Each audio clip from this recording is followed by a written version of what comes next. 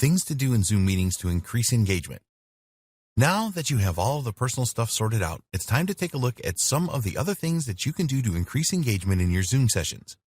Engagement is everything, as you never want to lose your audience.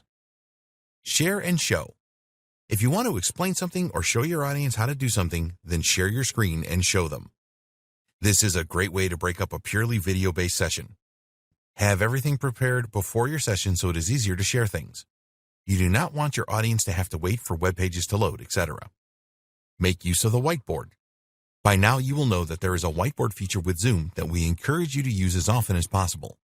Practice using the whiteboard before your meetings or webinars so you are used to it. Use annotation with slides.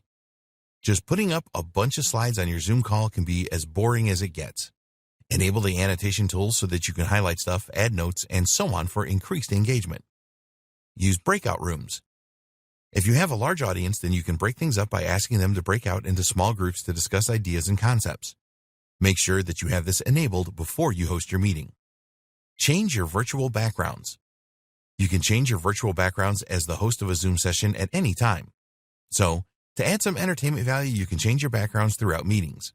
Prepare some backgrounds beforehand that will be relevant to the subject of your meeting. In the final video, we will provide you with Zoom best practices that you need to follow to get the most out of this amazing tool.